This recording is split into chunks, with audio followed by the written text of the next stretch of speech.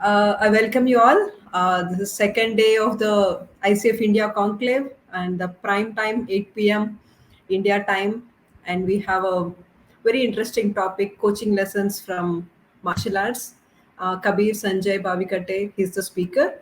Uh, and he's a practicing coach, and I'll just give a proper introduction about him in a bit. But before that, I want to set the stage for this topic today about the coaching lessons from martial arts. A lot of you, now that I know that some of you have an idea about martial arts, you know what is the discipline and focus involved there. What came to me is when I thought about this martial arts is that we learn any art to win, not to defeat, right?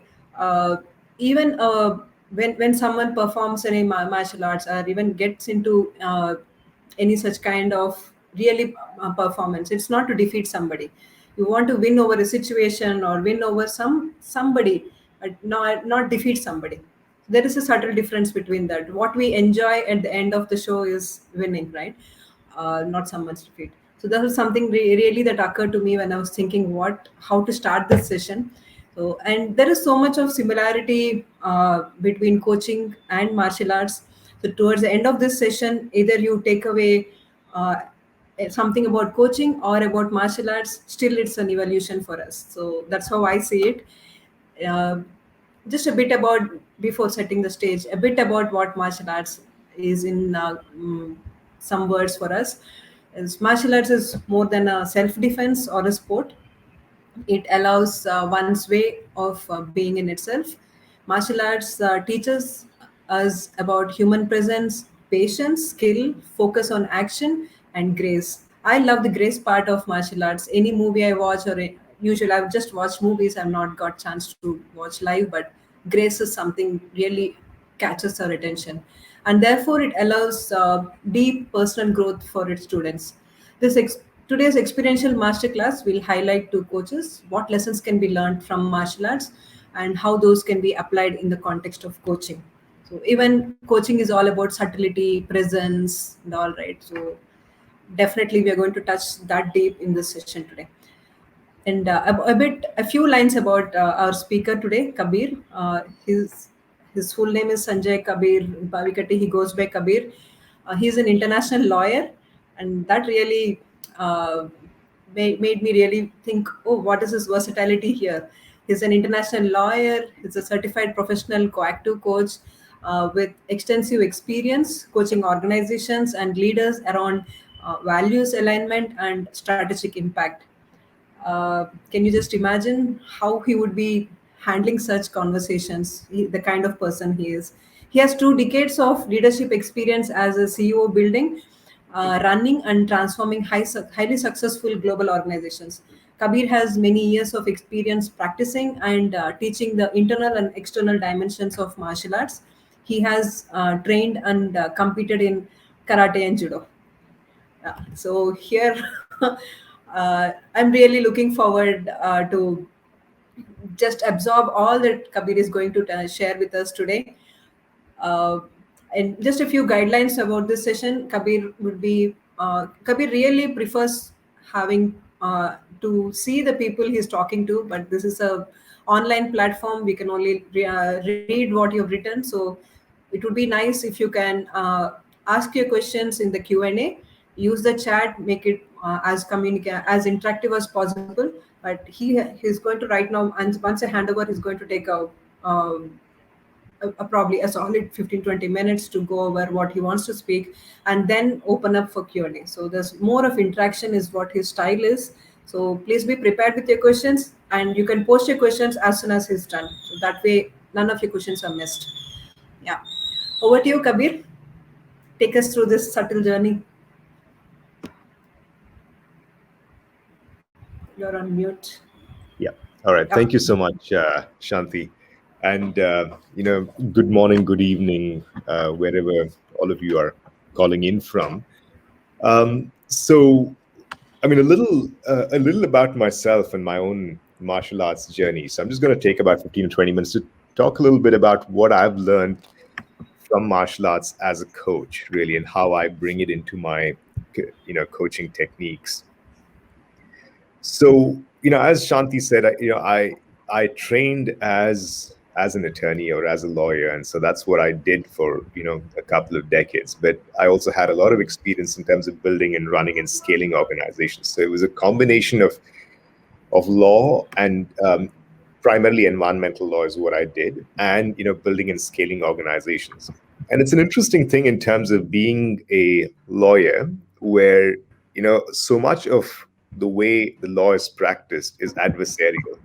So really, it's a win-lose approach. So if I win, you lose. If you so and of course, both of us are trying to win. So it's rare in law in terms of typically that we go into a certain kind of a win-win approach, right? And so it's a certain kind of an adversarial system that perhaps in certain situations is necessary, but in most situations tends to exacerbate conflict, as opposed to bring forth a lot more peace into any kind of a situation. And it was interesting because alongside with being a lawyer and having to build and run organizations, I also trained as a coach. And there's an aspect of coaching where, of course, so I was working with my team, and people who were reporting to me. There was a part of what I did, which was coaching, but there was also a part of it where there was so much that was focused on empowering the individual, on really kind of saying, okay, what is in your highest interest? What are you yearning for? How do we reach this? And so there was this law aspect of myself, and then there was this coaching aspect of it, and at the same time, through all of this, I diligently trained in martial arts. As my journey began with karate, that I did for about 10 or 12 years, and then so karate is a striking art, and then from there I started training in judo. I relocated to Japan, and I spent a few years in Japan training in a traditional dojo. And judo is more a it's a throwing art, it's a grappling art. But and so doing martial arts in that sense taught me gave me a completely different understanding, really, of really what are the principles of how you resolve conflict, for example. So it was quite different from how you do it in law, which was much more adversarial. It was much more win-lose, and also in a way it radically informed coaching itself, because as I'd said before, a lot of the coaching was around empowering the client, but martial arts really begged the question of what do you really mean by empowering somebody? I mean, what is it that you're really trying to empower in somebody? Are you just trying to give them a technique or a methodology of support to achieve whatever goals they have, or do you support them to really know themselves well?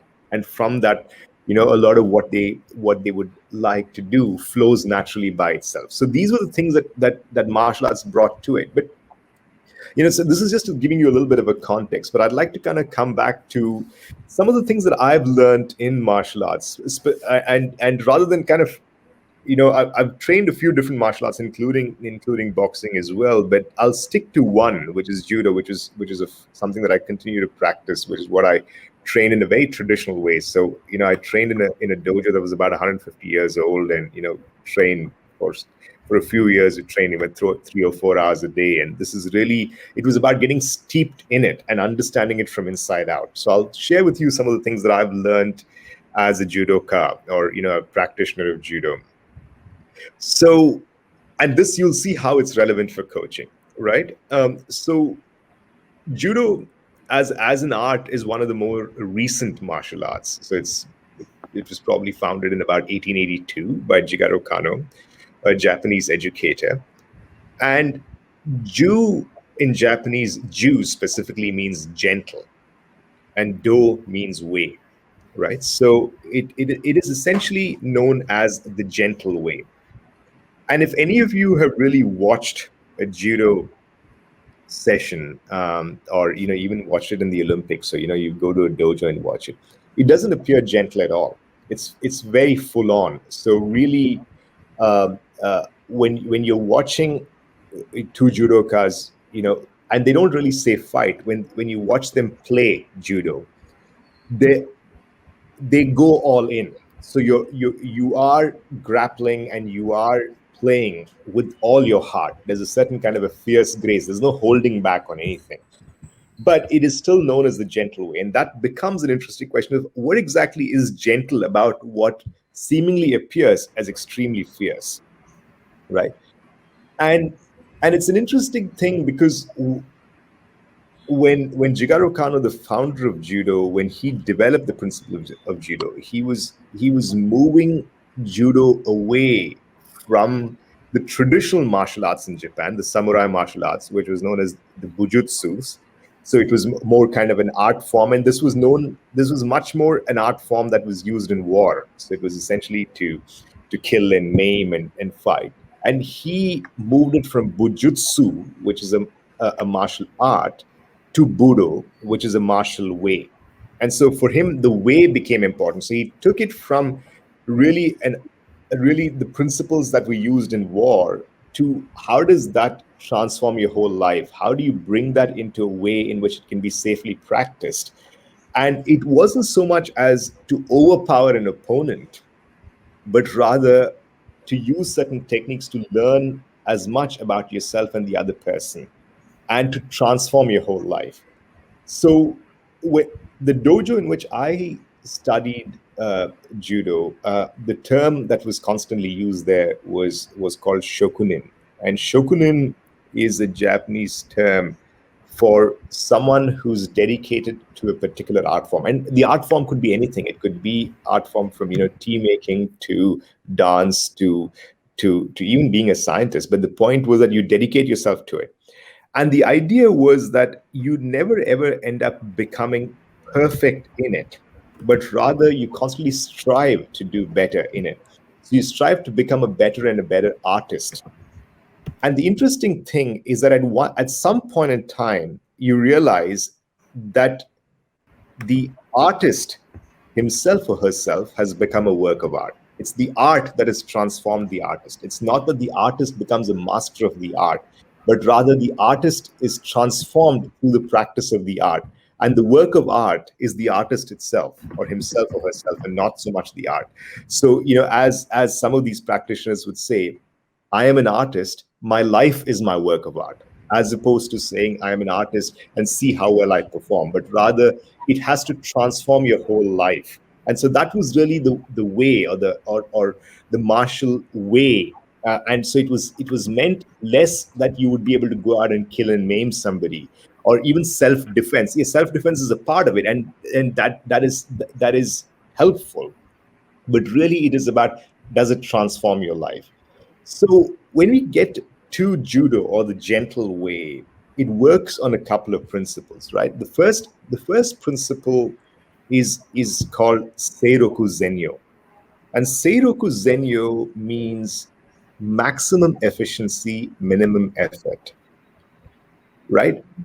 And I'm going to talk about two more principles, and then I'll explain them to you. So Seiroku Zenyo, which is maximum efficiency, minimum effort. Jita Koei, which means mutual welfare and benefit. And the third one is Juyoku Go O Seisu, which is suppleness or flexibility overcomes hardness or brittleness or stiffness. So think about it for a moment in terms of these three principles of maximum efficiency, minimum effort, mutual welfare or benefit, and suppleness or flexibility overcomes stiffness or hardness. These are very, very interesting principles because they historically come from the ancient philosophy of Taoism, and the heart of Taoism is something called Wu Wei, which means acting without acting. It's action without action. Now, what does this really mean? And how is this even relevant to coaching? So much of the kind of coaching that we do is about initially identifying, okay, the client is, okay, what are your goals and how do you go after your goals and how do you succeed? And so you set up accountability, you work with empowering the client, you give them the confidence to do what they do. But the question then is that what is it at the end of the day that the client actually has learned about himself or herself? Is it just about how to go after your goals and achieve them? Or has the coaching process transformed the client's life in a way where they realize who they really are, and really in a way that they also realize something else, that in the phases of their lives, the goals change, their bodies change, what they desire change, and what may seem success today may not be successful tomorrow, and there's something else. But a lot of what the martial arts try to do, especially in terms of judo, is to say the first rule is to pay attention, is to be attentive to the way. And when they speak about the idea of the way, or the gentle way, or what Taoists call the Tao, essentially what they're talking about is that there is an order to things. There is an order to life itself. And one must first become extraordinarily observant of this order of things. So you could call it the natural way. It's about saying, observe nature very closely. See how nature, everything seems to be happening. There's no rush. Nothing is left undone. You're constantly, so things are always moving. But I think in the context of some of the Eastern philosophies, you would call it dharma, for example, right? So it's a way in which you become extremely sensitive and alert to the principles of life itself and how life works, right? And that is usually done by observation. So you go back to the judo principle of seiroku zenyo, maximum efficiency and minimum effort. Essentially, what you're trying to do is you're trying to demonstrate the living laws of motion in practice. So you're just trying to demonstrate that. So, I mean, I'd give you an example. So when I used to train in Japan, we used to do something called the randori. A randori is essentially that it's sparring. You spar with the opponent. And whoever you are, at whatever level of skill set you are, you don't have a choice but to do randori. And you do randori with everybody else in the dojo. So you do 3-minute rounds with everybody. And it's extraordinarily fierce. Now, the interesting part about randori is that randori is like a conversation. So even though it's a fierce grappling, you are actually having a deep conversation with the other person. But you're doing it through your body, right? And it's an interesting thing where the first rule, and my teacher would always say, he'd say, the moment you start using strength, you've already lost. Because you're always going to come across somebody who's going to be stronger or bigger than you. Really, the art is the technique. It is, as I said, suppleness overcomes stiffness. And it is mutual welfare and benefit. It's about you're both teaching and learning from each other. And it's and so every time I would do it, he would say there are 2 rules. First rule, relax. It's only by fully relaxing are you able to really appreciate how this thing is going to come through you, how it's going to work through you. And secondly, he would say, and he had this Japanese accent, and he would say, Kabir-san. San is, like Mr. Kabir. He'd say, Kabir-san, no singing. And I'd say, okay, what do you mean by no singing? I mean, and I really later discovered he meant no thinking. So he'd say, when you're doing it, don't think, don't get so much into your head around what you're trying to do. Relax and just play, let it play. And he would say, you must trust your judo, let the technique take over. And what he meant by the technique, these techniques were just, as I said, it was an appreciation of the natural laws of motion. And essentially it was about the right technique. And what they were trying to do was they were trying to align with life itself, how life flowed.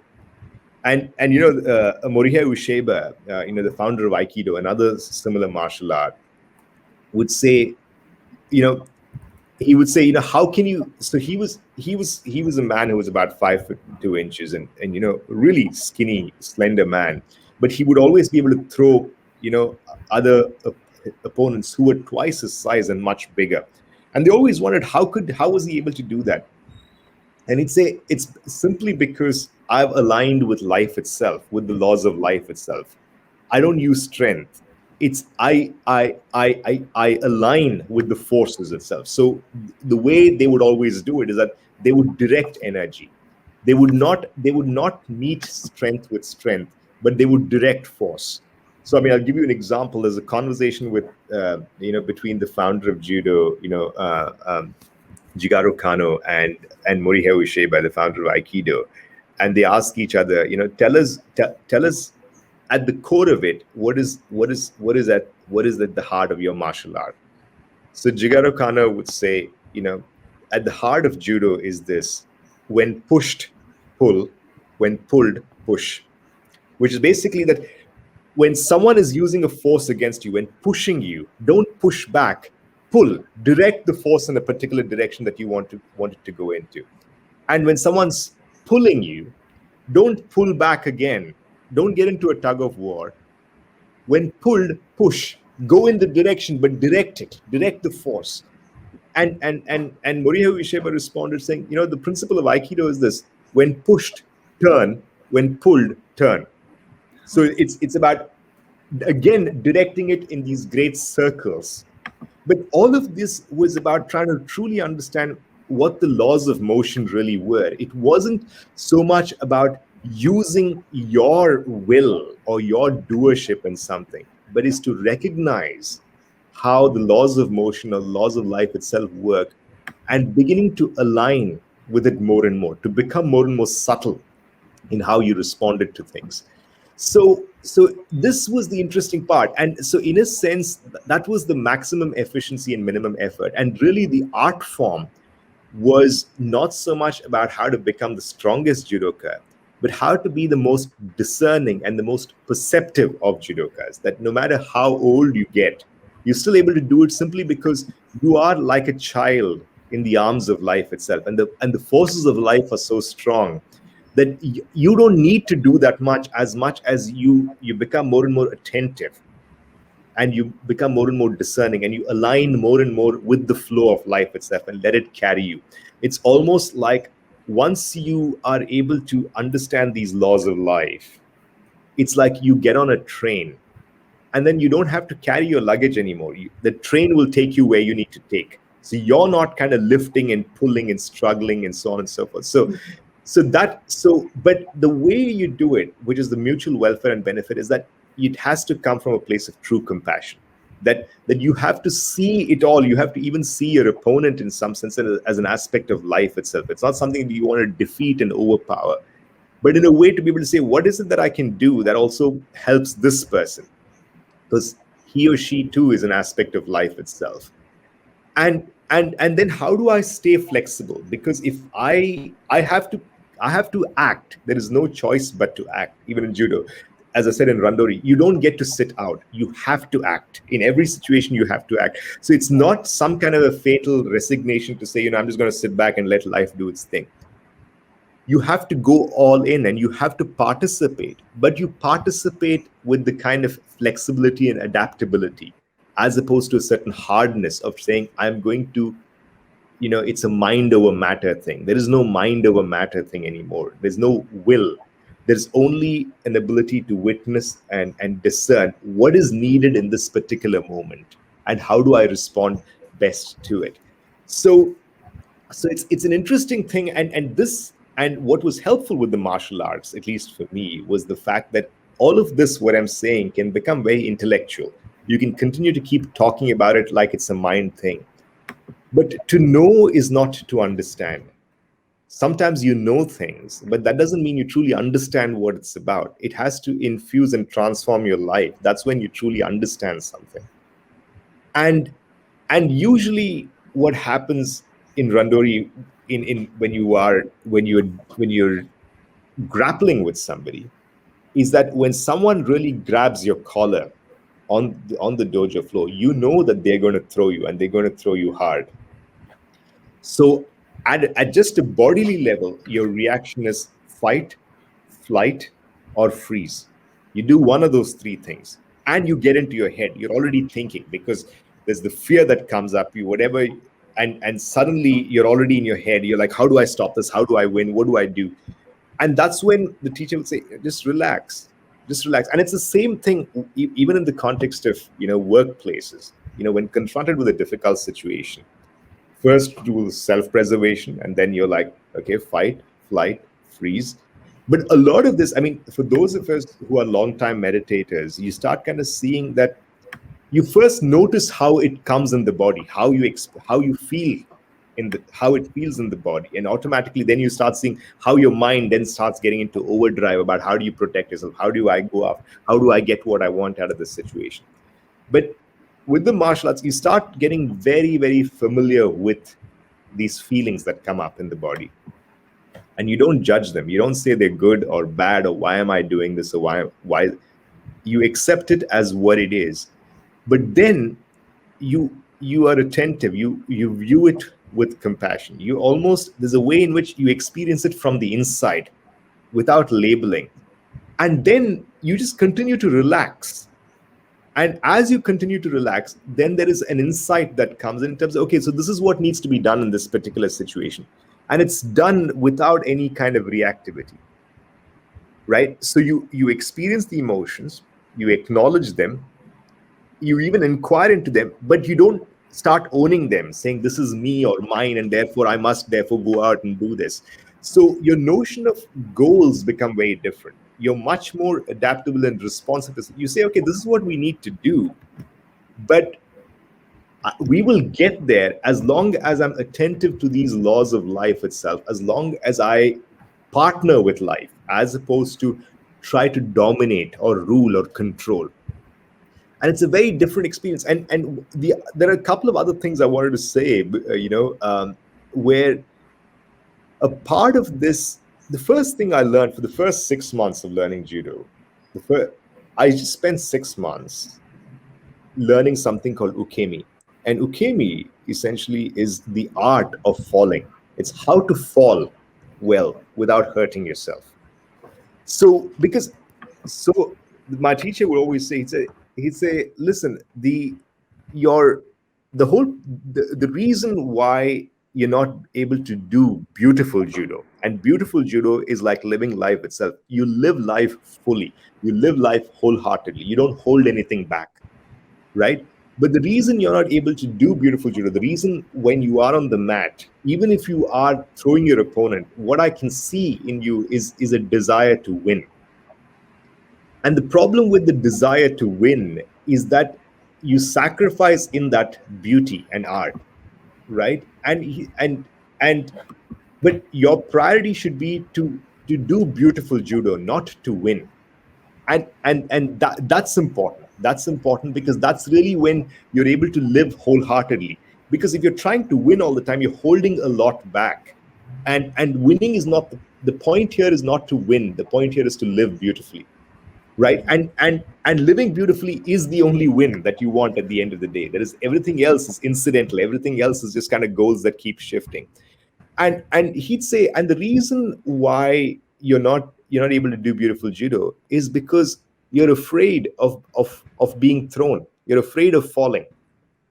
But once you get over the fear of falling, once you see that, once you know how to fall safely, then you're able to just go and let the judo do you, right? So that's why he said no singing, no thinking, because once you learned the art, let the art come through you, right? So it doesn't mean that you don't practice. It's like it's like learning a musical instrument. You spend hours learning how to do it right, but once you do it, once you learn how to do it right, then let the music play you. Let it come through you. Don't then kind of start questioning how you're doing it. Don't get into your head. So it's kind of interesting that so much of the time was spent learning how to fall safely, and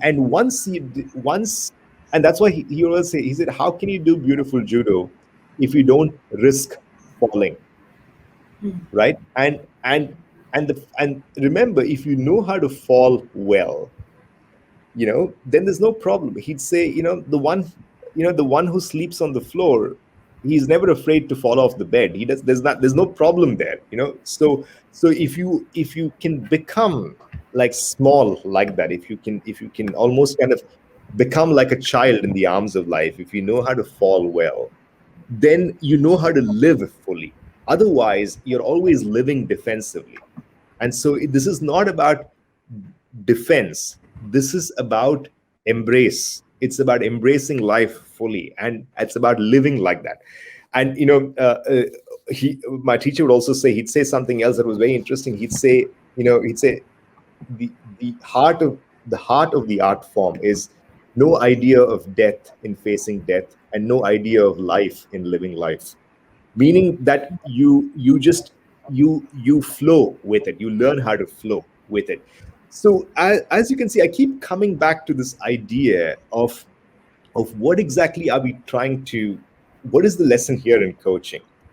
The lesson here for coaching at some level is, when we work with our clients, are we working with them in ways, not just in terms of goal setting and how do you go out and achieve these goals, not are we working with them from a win-lose perspective, where you're always having a sense of deficiency and you're always needing to say, okay, I need to, or are we working with them in ways to be able to help them become more and more relaxed in life itself, to be able to discern how life works, to be able to understand that suppleness overcomes hardness, to be able to say that, be attentive to how life works and go with it, flow with it. There's no problem in setting expectations. Expectations are really important. And you don't have a choice but to act, because you're in the role but to act. But don't get so attached to the outcomes of winning and losing. Learn how to flow, learn how to play, learn how to become more adaptive to this. Because the heart of all of this is about living beautifully. That's what it is. It's about allowing yourself to really sing your song full-throated, not to keep holding back all the time. And I think the last thing I'd say, and I mean, I'm close to time, I'd like to give some time for question answers, is that another really interesting principle in judo is kuzushi. Kuzushi is an interesting word because it means breaking balance. So really, when you are in a randori situation, when you're grappling with somebody, each person tries to break the balance of the other person. And it's an interesting thing where, and this was, I thought, was for me was a great lesson. One way to look at balance, for example, one way in which, say, people, in the early stages of judo, depending on the kind of person you are and what you come into judo with, I mean, because all of that is transformed later. But initially, there are some people who are completely all in. They're all way forward. They're constantly kind of, their way of breaking their opponent's balance is to keep attacking in a particular way, right? Now, the problem with that is that you lean too forward. And if your opponent is someone who's well versed in judo, there's a good chance that what your opponent will do is the same thing. When pushed, pull. When pulled, push. Right? So even as you're leaning over and beyond your own center, they just kind of continue to tug you and make you lose balance. Right? So that's how they break your balance. They're like, okay, let's let this person expend the energy. We'll just direct it down into the ground. And then there are others whose temperament is that when in this particular situation of randori, they just close. They go inside. The opponent is no longer there, but their entire head is in everything that they are feeling and they're experiencing. There too, then a skilled opponent would then say, okay, all I need to do is to keep disturbing this person, to keep drawing them out of themselves, and they won't know what to do, right? So, and then that too would kind of trip you up. So as you're pulling back, they'll just keep pushing you, and again, that tends to break your balance. So that's kuzushi. But the interesting thing for a good player, what they really understand in terms of kuzushi is that balance doesn't exist entirely on the inside or on the outside, but it exists in relationship. It exists in the continuous play of things. So the balance lies in how you're interacting with somebody. Your opponent does something, then you respond. then you do something, they respond, but it's a perpetual conversation. It's like life itself. It's constantly flowing. You can't say, now I've got it, but rather it's about how do I play fully in each moment without thinking. As he said, no idea of death and facing death, no idea of life and living life.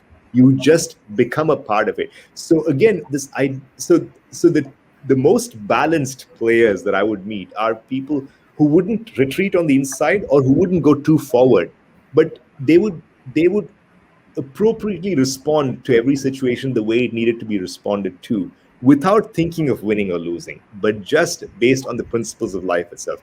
Compassion, moderation, and the idea of saying, suppleness overcomes hardness. We just need to do this. So these were some of the things that I've later brought into the coaching that I did, even with coaching CEOs and people in high pressure situations. The first thing you do is to say, you have to know yourself. You have to see what you're trying to do here. It's not just about winning at all costs, not just about goal setting. It's about discerning what the principles of motion are, what the laws of life is, and trying to align more and more with that. And once you do that, you will be carried to where you need to go, as opposed to directing it all the time. So that's Wu Wei. It's acting without acting. It's directing without directing. And everything gets done by itself. So I'll stop there and we'll take questions. Wow, that was a wonderful flow. I think that technique has taken over here again. That's what I see in the session today. Yeah, now we're open for questions. Thank you so much, Kabir. There are a few questions. You would like me to read it out, or bring it to the stage, or you want to just go ahead and. Well, I can see two questions. Are those the questions as well? Yeah, those are the questions. One from Syed and one from Harry. Right. Okay. So what Haripriya asks is, I'll pull this question oh on yeah. the Okay. page. So there is this mind-body connect in any physical activity. How much do we tune our minds to push ourselves further and do more? I'm talking about from my physical workout angle. So again, Haripriya, my response to this, at least with the martial arts, is this: to the point ultimately, even in judo or any martial art, is moderation, meaning that it's not so much about how hard you push yourself. There's a lot of this conversation about pushing yourself and being better, but rather it's about becoming very attuned to the body. So you talk about the mind and body connection, right? And what do we mean by the mind and body connection? Everybody speaks of the mind and body connection, but it's about being able to truly observe what is going on in your body in situations, right? What is coming up really in your body, and then how those emotions that come up in your body really then trigger a set of thoughts. And it's about being able to observe that more and more carefully. So when you say how much do we tune our minds to push ourselves further and do more, especially from a physical workout angle, I would say it's helpful to start with a place where suppleness overcomes hardness, meaning start without a sense of I must achieve this or achieve that. I would prefer it if you began from a place of saying, let me play. The word is always play. Let me enjoy this. So start doing it in a way that you are able to relax in it. You're able to enjoy it. And once you start getting into the more and more playful mode, it's like how children play. They don't kind of see this as, I want to push myself, I want to become this or that, but rather there's the sheer joy of it. So I would say work on the joy principle and everything else will happen by itself, right? And so I'm going to, and then there was a question from Syed around, can you please connect some karate techniques to coaching as well? So in karate, one of the things which is it's similar because the principles of these things are similar as well. So again, karate is a striking art. So you're looking at, say, punches and kicks. But again, the the interesting thing about karate, I remember when I used to train karate, we spent many hours, almost years, learning how to punch. And you think, wow, it should be quite simple to punch. You know, either you can punch or you don't know how to punch. But a good karateka, the punch would be where, you know, my karate sensei would say, he'd say, when you punch, he would talk, he's saying you're using too much strength. You're holding back a lot of your strength, because when you punch, you think that you are punching. He said the true art of punching is to let the punch go. So much of the punching at some level was to to get out of the way of the punch, as opposed to hold the punch back. So it's kind of interesting if you notice when people start karate, you, they use a lot of strength in their punching. And as you do it for years, and as you see the more senior and older karate players, you kind of see that they're not very muscular. They're not that strong. It's not that they're very big. And especially, you know, I spent some time training karate in Japan as well. And one of the things I saw is that the teachers, like some of the men and women, were much older, and they weren't particularly strong physically in terms of muscular, but their punches were devastating. They could punch through anything. And that primarily was because of their ability to allow for something. They again, it's such an acute understanding of the principles of motion that when you punch, my teacher would always say, don't punch the opponent, punch through the opponent. You're punching beyond something. Not so it's not, you're not punching to stop at a particular place. You're punching because you have to allow that force to come out. So again, so that's one of the things I wanted to kind of connect that with it. And there's a question from Sharifa: is how do we experience, you know, all these precious principles without practicing martial arts? And I would say, see, the martial arts at some level is a physical manifestation, or it's a way, it's a technique to embody some of these principles of life itself. So that's what makes it an art, and that way anything can really be an art. So I would say, well, if you're not practicing martial arts, ask yourself, what are the, it's more about noticing. So even if you're going to dance, for example, this too embodies these kind of principles. There is you know, when you look at a dancer and you can say, this person is really graceful, versus this other person may not be that graceful. What is the difference? Both could be equally versed with techniques, but with one person, the dance dances them, it flows through them. There is less in terms of a will and more in terms of allowing something to happen. So it's the same thing with virtually any activity. It's about discerning how aligned you are. So I would say, if you're not practicing martial arts, for example, any of these internal arts, then at least you know, learn to meditate, for example, and be fairly committed to it. Because it was interesting, even when I was younger and I was doing a lot of the martial arts, I don't know if I really got all of it, because I was too busy trying to learn it and trying to become skilled at it.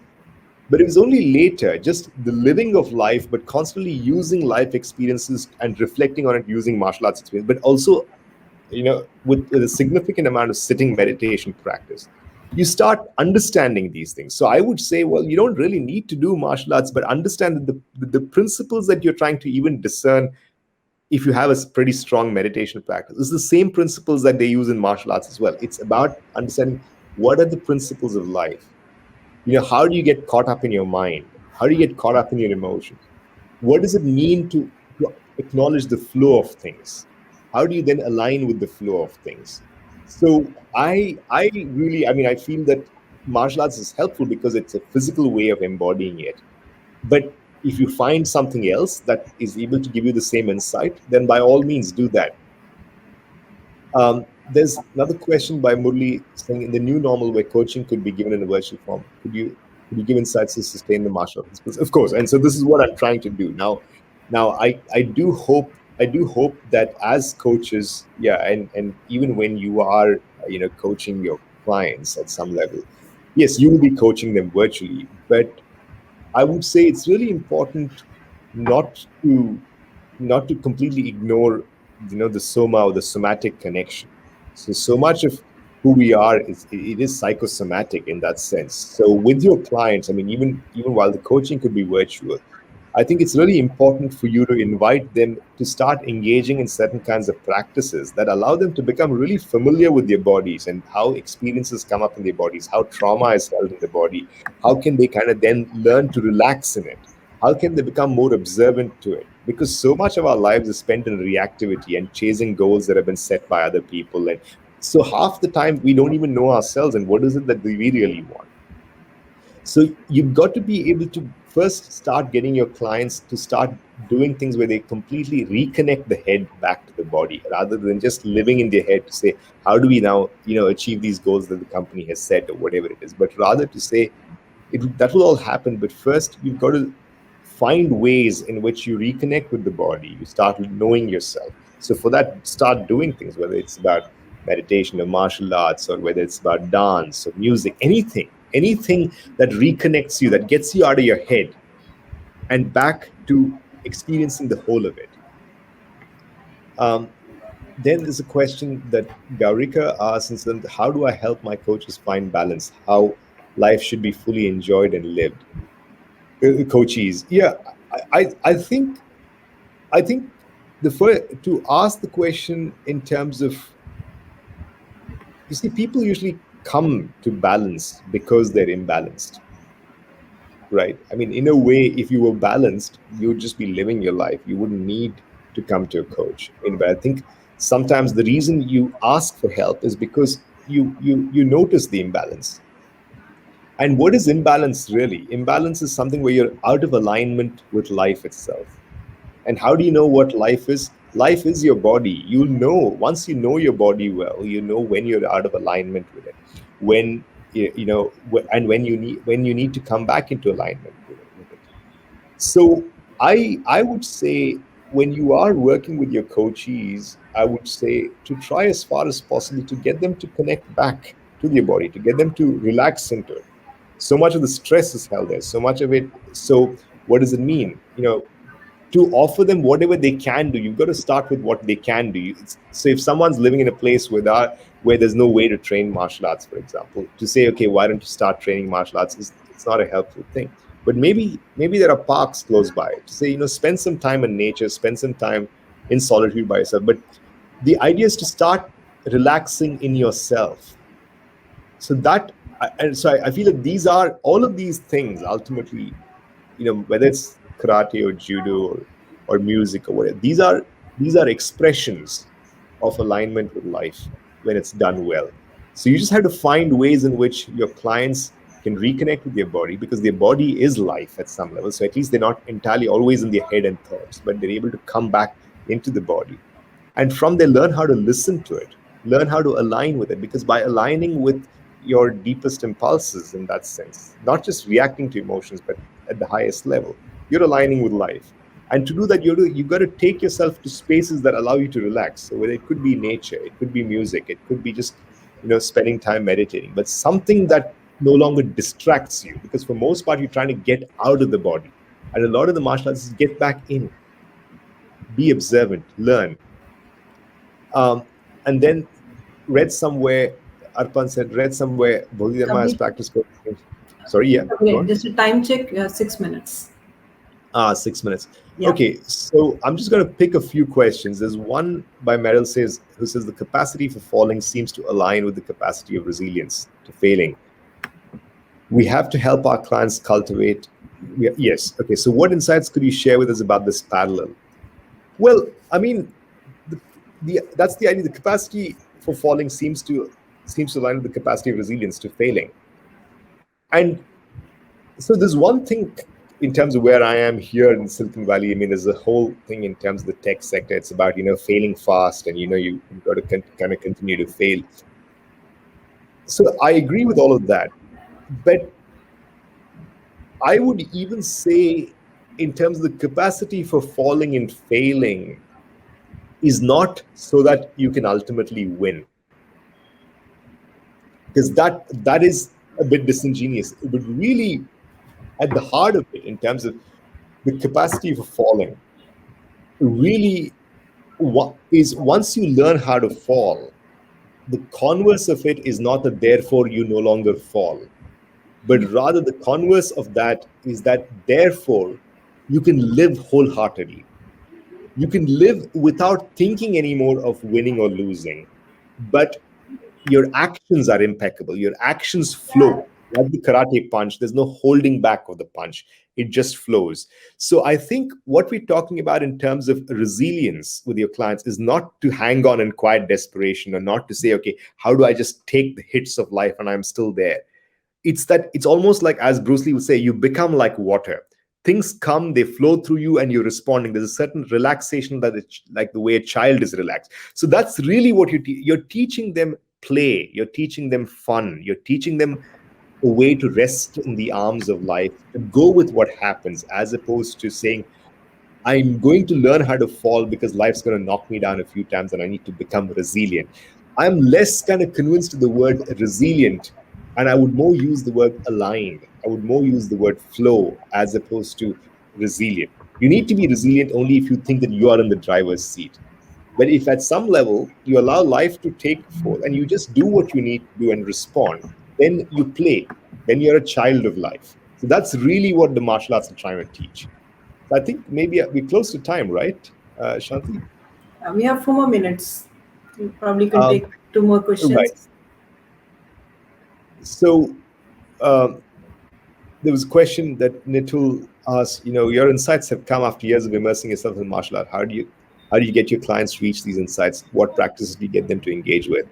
Well, yes. I mean, I think each of us as coaches, we bring our insights to our clients based on the other things that we've done in life. I think it's hard to be a good coach if you don't have sufficient life experience. But I think the value of what I'm saying is more the insight itself. And yes, and so I'm basing it on what I've learned in martial arts. But I feel that if you're able to reflect on your own life experiences, I trust that you would come to similar insights. I think the thing is to be able to kind of move away from life is around winning, and more to engage with it in terms of beauty and great grace and flow, and to live wholeheartedly, not to hold anything back, but to live without the thought of winning or losing, but to just live each moment fully in accordance with your values in terms of what is true. Um, and Vibhu asks, what do you do daily to know your emotions, mind, and body? I mean, at this point in time, mostly because of the pandemic, etc., it's mostly a sitting meditation practice. I would say it is absolutely crucial. Personally, I don't know if it is even possible to coach someone well if you don't have a daily sitting practice. I mean, absolutely essential, because this is really what you're working on, working with your clients. You ultimately, what is at the heart of coaching? It's you're helping a client know themselves not just in terms of how they're reacting, but to truly know themselves, to really know what they're about. So I would say that would be the most important principle, and that's really martial arts is an active physical representation of the same kind of principles that you discern if you have a very steady sitting practice. So I think here we are. You can take one more if you'd like to. I think we're I For think me. we're done, Shanti. I think we're at the top of the hour. But I'm so grateful for all of you who attended. I hope this has been helpful, and I've really enjoyed the time with you. Yeah. It's nice. A lot of wonderful questions coming up, and we really got the best experience of this masterclass, I suppose. I'm sure looking at the replies and the hearts flowing up here, I see there's a lot of learning from this session today. Thank you. I have Thank you. myself a great takeaway. We learn martial arts not to win, but to learn the way of life. That's a beautiful takeaway for me. Uh, yeah. Thank you so much, Kabir, for being with Thank us you. today and showing the link between any art, how it links back to life and access Yes. the flow here. Yeah, Thanks, that's Shanti. And wonderful. at the end of the day, the only art is the art of living, really. So, Yeah. I mean, and as my teacher would say, he would say, I'm an artist, my life is my work of art. So the Yeah. thing is about living beautifully. So all of these things are ways to live beautifully. That's what we really do as coaches. We help our clients live beautifully, live wholeheartedly, Yeah. live with joy. And I think that's, if we can do that, then really we're successful. Yeah. Yeah. All right. Yeah. These are final golden words from Kabir. Thank you so much, Bye, Kabir. everyone. Thanks a lot for being a wonderful audience here. We're keeping the chat and Q&A active, and yeah, I'm sure we all enjoyed being together. Thank you. Thank you so